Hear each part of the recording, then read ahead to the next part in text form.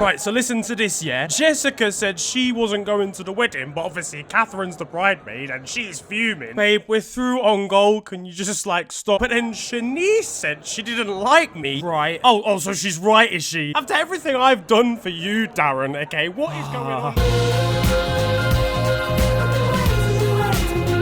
Yo guys, it is your boy Niran here, and you are watching FTW. This, of course, is the series where I bring to you the best and more frequently the worst of what football has to offer during the last 7 days. But what's been kicking off in the world this week? Well, Deji boxed Floyd Mayweather. Yep, comedy shorts gamer boxed Floyd Mayweather. In the most surreal news of this year, Floyd won here via TKO in the 6th round. This is unreal from Deji, I can't lie, because me versus Floyd Mayweather ending very differently. I've never seen this before. Though if we're honest, he was probably a little bit terrified seeing a jab come towards him. Stop screaming! Stop! He might have been Macarena-ing around the ring, but Floyd was still given a black eye by Deji here. And to be honest, if the ref didn't stop it, this is how it's going down. They gave him a belt at the end. You can't do that to him. He thinks he's won now. To be honest, he could have won easily. All he needed to do was ask Floyd to read a paragraph, and that would have kept him confused for at least 6 minutes. But I'm proud of Deji. Honestly, getting in the ring here was genuinely impressive. From one man dropping 5.6s in football matches to another though now. And Cristiano Ronaldo sat down for 90 minutes. This time, not on United's bench. Did he know what he was doing, Rangnick, or not? I can't lie, Piers, he was an 83-year-old Gudgeon-pressing merchant cock goblin. Cristiano Ronaldo sat down for an explosive interview with Piers Morgan this week. Chat about Erik Ten Hag, Manchester United, and why he wants out. This guy's got some serious nerve, I can't lie. This man played averagely versus Cavonia, and now he thinks he's a big man. He said that United's owners, the Glazers, don't care about the club, and spoke about the fall of the club's technological advances. He's managed to get a little bit of extra content through hacking his phone beforehand. So listen to this, yeah? Jadon Sancho walks in and says, "Does anyone want a bun later?" Big man, this guy plays like he's high anyway. Marcus Rashford released a statement on it all. Casemiro was not impressed seeing Ronaldo bail on him again. Won that game. To be fair to them. Apparently the technology is the same at the club since when he was last there in the late thousands. In fact, the whole club is the same, from the jacuzzis to the chefs. He must have been fuming walking back into Old Trafford last season and seeing Dorothy in the cafeteria again. Oh, for fuck's sake. Darren Gibson's shirt's still hanging up in the changing room. Imagine he tries to connect to a Bluetooth speaker before the game, but he needs a VHS tape put in it. Get me out of this shithole! Paul, aged 57, wasn't happy. He went on record saying he still deserves to be the cleaner at the club after these comments. I'm made for this game, and anybody who wants it can have it. People underestimated me. Ron is not too pleased getting back to Carrington, and he's only got 1 bar of signal. Imagine his face when he sees the sports scientist boot up his 2002 HP laptop. A man said they're still using teletext. He's gonna have a convo with the physio at the club, and it's not gonna go well. Right, so we've got a scan of your hamstring here. That is a piece of ham. Steve, I need a scan of my leg. A leg? I'm not sure if I'm familiar with those, but I'll note it down. I can't lie, this interview's already having an impact on club relations. Bruno Fernandes snubbed him here on international duty before the World Cup. And I'm not being funny, there's more than enough contact for Bruno to go down here usually, so he's definitely not pleased. Even João Cancelo didn't want to see him, and he plays for the other Manchester club. Ronaldo went in on his previous boss in other comments, saying that Ralf Rangnick was not even a coach, and he didn't even know him when he came to the club. Who the fuck is that guy? Ralph is absolutely fuming seeing these quotes. Do you want some? I'll give it you. You want to do it, mate? Wayne Rooney's been critical of him this year, and he didn't escape the smoke either. Big Ron was questioning whether Rooney's comments have been because he looks better than Wayne, and Wayne has not taken it well. Here he is saying that he's been brought into this scandal. I wasn't even driving. Don't shut the fuck up, you fucking piece of bacon!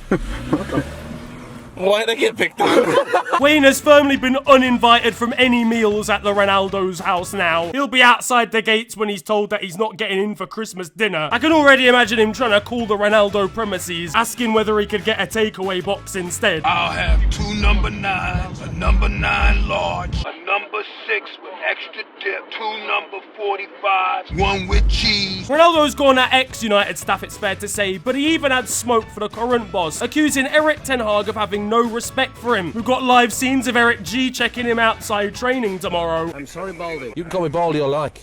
Don't bother me. I didn't call you Baldy.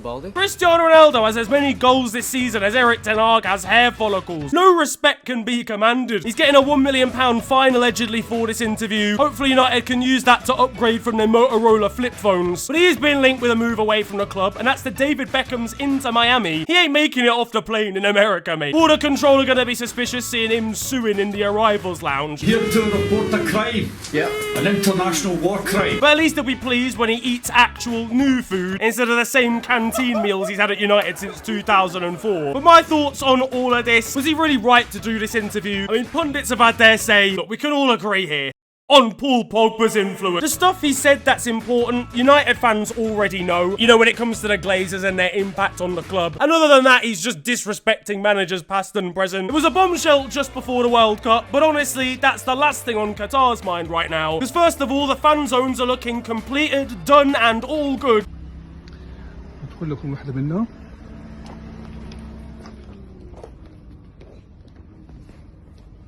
This looks like it's hosting the Quidditch World Cup. Is there a cost of living crisis in Qatar as well? They put mattresses in there and just said, play on. This guy is quite clearly involved in the organisation of this tournament. But obviously, wasn't allowed to suck on anything for this one. The food you can expect at the tournament is Michelin star. This is a Greek salad they're selling there. Mate, that's a Greek tragedy. Danish TV had their cameras shut down whilst trying to report over there. We are live on Danish television, og der kan I se, nu bliver vi stoppet med at filme, og det er, you invited the whole world to come here. Why can't we film? It's a public place. But you can break the camera. You want to break the camera? Okay, you break the camera. Okay. Yes. So you're threatening us by... Channel involved here, TV2. They don't like acronyms, we know that already. And it's Neymar with the rainbow flip. But the maddest revelation this week for me is that they're hiring fans out in Qatar to represent the teams at the World Cup. We've got England fans from the Middle East.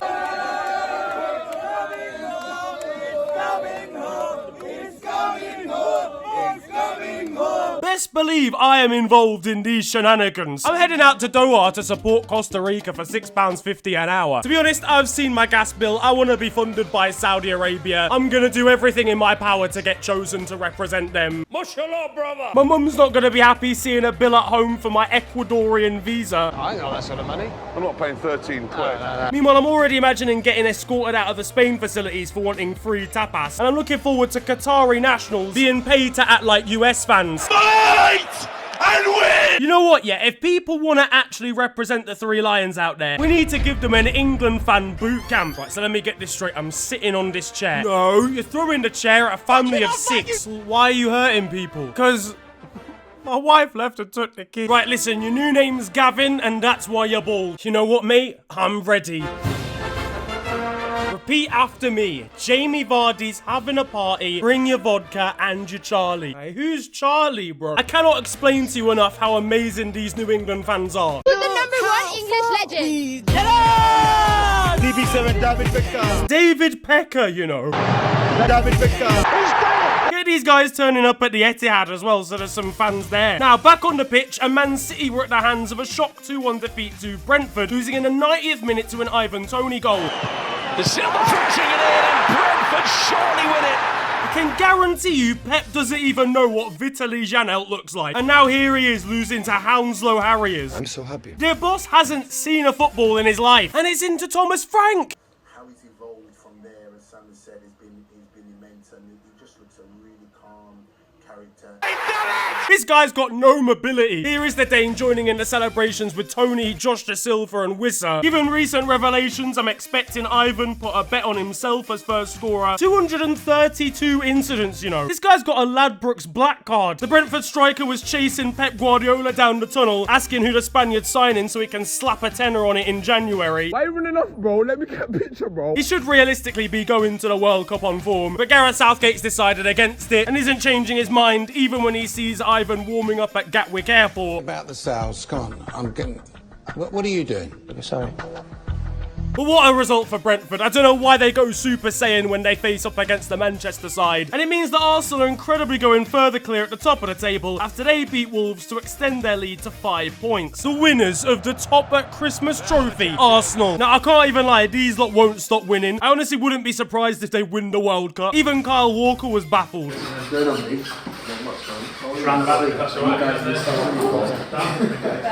worry about that, no. You feeling good? Cheers. Can we allow Eddie Nketiah to win a Premier League though? Matt Turner to come away from this season with a league medal? You don't know where I'm from, dog. Freddie Ljungberg's going to be attempting to claim a part in this run, and I'm not sure it's valid. Gabriel Jesus is playing well, but is underperforming his expected goals again. When he shoots, no one expects the goals anyway. As for Wolves, these lot are genuinely done out. Wolves, it might be you. Their new boss can't be too pleased watching Ruben Neves shoot from 57 yards again. Wolves will be back in the Portuguese yellow pages looking for a new boss soon anyway. Meanwhile, Adama Traore explained his eating routine, trying to return to his former glory. 8 o'clock in the morning, I'll have fish and a rice cake. At 10 o'clock, I'll have fish. At 12 o'clock, I'll have fish and a rice cake. 4 o'clock, just before I train, I'll have fish and a rice cake. It was a dramatic weekend off the pitch for Manchester United, but they did at least grab a 90th minute win versus Fulham, courtesy of a goal from youngster Alejandro Garnacho, who celebrated like this, bringing out the Lionel Messi, you know. Controversial, mate. I reckon Ronaldo's had his feelings hurt by the young Argentine. I felt betrayed. Speed was in London trying to find his idol once again, only for Cristiano to not be in the squad. Oh, don't do this to me. Don't do this to me, bro. What's the team so I can read it? He's playing.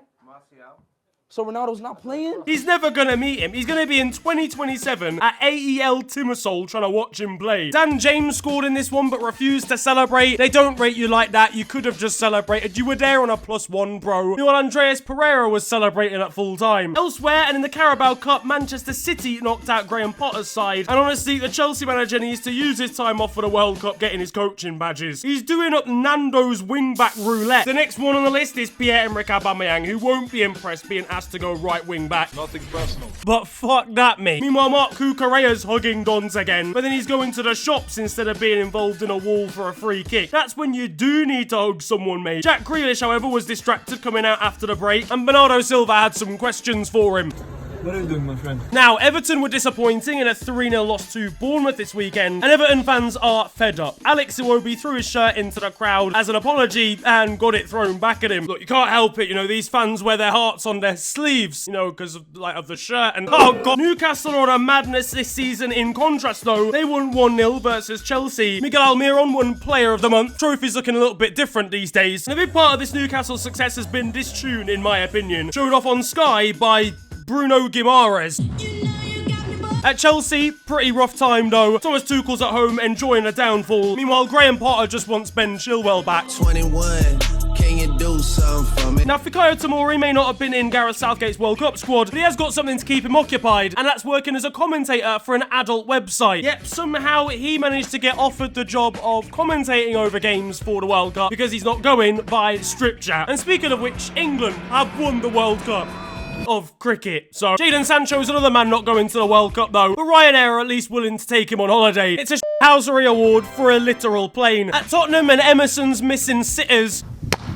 Marcelo Bielsa's linked with the Bournemouth job right now. I can't wait to see him back in the Premier League. Nunca tuvimos una sensación de dominio. Yeah, he said Scott Parker's jumper was shit. Meanwhile, someone might want to change this tag for Takahiro Tomoyasu, given that it is quite literally not him. Now, one man not going to the World Cup is Erling Haaland, and a non-league side are trying to take advantage of that, offering the Norwegian a 28-day loan to come and play for them whilst he's not at the tournament. Ashton United have officially approached Manchester City to help him keep fit for 28 days over the Qatar World Cup. Can you imagine him scoring 48 past Ruddington Rangers? Pointing to the one opposition fan at a game where the total attendance is 4. Here he is walking through Kings Lynn after the FA Vars second round. The manager at Ashton's going to be delighted seeing him score his 26th of the game. In France, and Kylian Mbappe is apparently frustrated with late payment at Paris Saint-Germain. How can these lot pay someone late? They open their banking app and it looks like this. Furthermore, the guy owns the club. Just pay yourself. Karim Benzema's Ballon d'Or trophy was taken to a large prison in France this week. Can't lie, the Prison FC awards have really gotten out of control. FIFA are just getting used to having the trophy in jail once Karim goes down for his next sex tape involvement. Jules Koundé's brought a dinosaur backpack to France international duty. Imagine getting put in this as a striker at the World Cup. Meanwhile, Saint Etienne fans brought a banner to their game this week saying, "We are shit, fuck. I'm a big fan of the self-awareness here. In Spain, and Cadiz's Indian account on Twitter was trying to convince Real Madrid to play Pro Evolution players instead of their Brazilian stars ahead of the World Cup. Meanwhile, Spanish manager Luis Enrique announced that he's going to be streaming on Twitch to make sure he has more of a fluid engagement with Spanish football fans. Yo guys, what we saying? Welcome back to another stream where I call out Alvaro Morata for being shit. Redeem 4,000 channel points and he'll call up David De Gea. Poor Luis is going to have to read out Sergio Ramos's donation from home. Hope you get hit by a bus today, you fucking wanker. In Germany, and Ralf Rangnick has been banned from eating cake, apparently. These footballing diets are going too far, man. In Italy, an intimidation techniques are out of control at Torino. Meanwhile, Jose Mourinho has had an incredible fallout with one of his players. Dutchman Rick Karsdorp, who he thinks isn't putting enough effort in, he's driven the fullback out of the entire city. This man put one of his own players into exile. But now we move on to our goals of the week, and we've got some sensational strikes again. We start off in the FA Cup, where a replay between Derby and Torquay, Lewis Dobbin hit this one falling out of the sky. An even more ridiculous volley comes from the Netherlands and Alexander Butner, who Manchester United fans may remember during the dark days. But finally, at West Bromwich Albion, and Brandon Thomas Asante brought out the acrobatics for this week.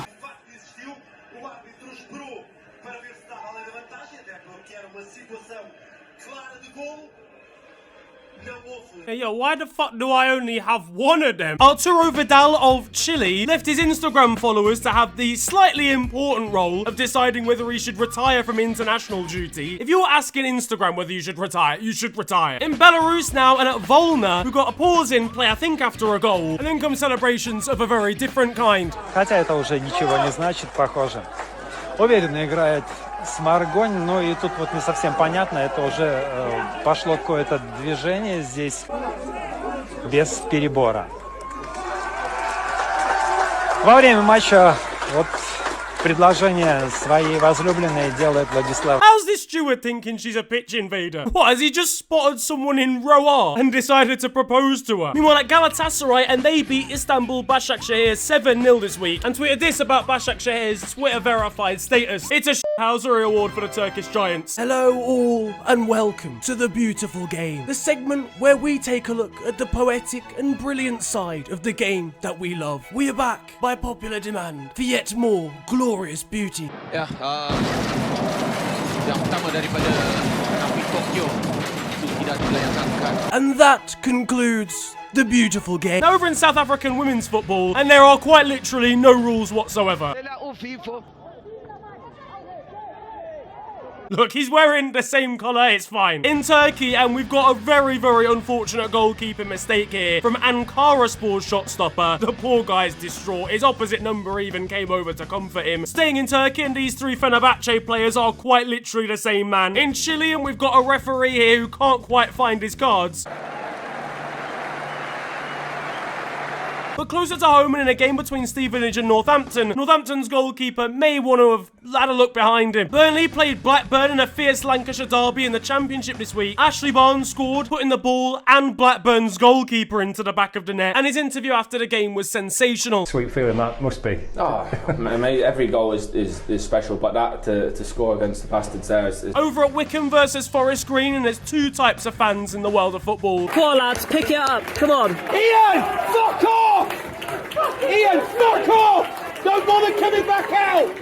Fucking clueless! It's alright. You're fucking clueless! Pick it up, Ian, come on! Fucking useless, mate! Come on, fucking Ian! Resign! Meanwhile, over at a side called Radstock, and we've got the greatest throw-in of all time. In North Macedonia now, and it's fair to say that ultras take things very seriously, to the point where if their team concedes, they'll get the entire game called off. In Brazil, and a side called Alecrim, I don't know how you pronounce this at all, provide the worst defensive header and goalkeeping mistake of the week simultaneously. A bola vai sobrando, Aleph! Que isso, é gol! And staying in South America, over at Paraíba, how about this for an assist down in the Brazilian lower leagues? Olha ali do lance! Que isso, rapaz! Rolou! Bateu! É gol! É gol! Gol! Now though, it's time for the moment you've all been waiting for, because over in Romania, and what a week, what a day this is, because we have got two Romanian stories for you. First of all, over at Shapeshifters, after a collision between his opponent's goalkeeper and one of his teammates, this striker decided that fair play was the option and that he would put the ball out. But there's the usual ridiculousness going on at Chindia, because VAR stopped working at the ground, so the referee had to get creative with things, asking a cameraman by the side of the pitch for footage to use in a penalty decision. The penalty was eventually given and converted. Over in Israel, and who said that being a football manager wasn't a painful job? Being a football player can be pretty painful too, over in the Czech Republic. It really do be your own. Continuing on the theme of pain and in the world of foot. Hey, he's gone for the ball only, ref. Play on. We return back to North Macedonia for a duo of stories here. First of all, probably a contender for the greatest goal-mouth scramble of the year. If you're not scoring after all this, just pack up your bags and go home. Or for that matter, elsewhere in the nation, just pet a dog that keeps wandering onto the pitch. The quality of football doesn't get all that much better over in Peru. How about this for an absolutely disgraceful 30 seconds of footballing ability? This is Sam Allardyce versus Sean Dyche custody battle.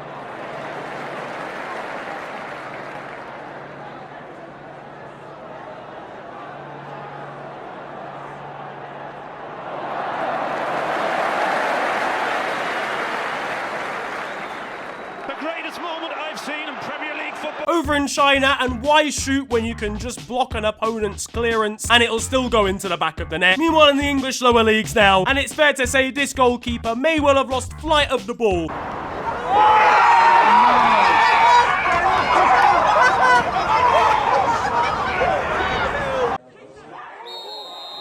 Now that it's time for Still 0-0, and you guys know the score by now. This is a segment of the show where I bring to you the best of Sunday League and amateur football, and we go over to mainland Europe this time around for the first time in a while, and head over to Germany, where there genuinely may well have been a small explosion by the side of this Sunday League pitch. No pyros, no party, and you know how it works in amateur football. You gotta play to the whistle, no matter what's happening around you. On to the weird stuff though now. Over at Caversham, a lower league side in England, and they announced that their most recent game this week had been delayed because the referee overslept. That must have been a rude awakening. Oof, that was a decent sleep. Hey, yo, what's the time? So, over in Italy, and the chief prosecutor for the Italian Referees Association has been arrested for international drug trafficking. Turns out he's been dealing with a different kind of card. And finally, over in Croatia, manager Sersi Cosmi has been sacked by Rijeka after losing to a second-tier side 7-2 in the cup. And Sersi is best known for motivating his players using porn. Yes, that is right, he'd been showing erotic films to his Italian players back in the day. Ironically, life in Croatia seems to be a little bit hard for him. That, though, is gonna wrap up football this week, and I hope you have enjoyed it. If you have, then feel free to slap a like on the video, and of course, subscribe if you're new to the channel. You can also follow me on social media. It is at @theofficialfng on Twitter and on Insta. But it's been a pleasure ranting at you guys today. Have a wonderful day, enjoy yourselves, and goodbye.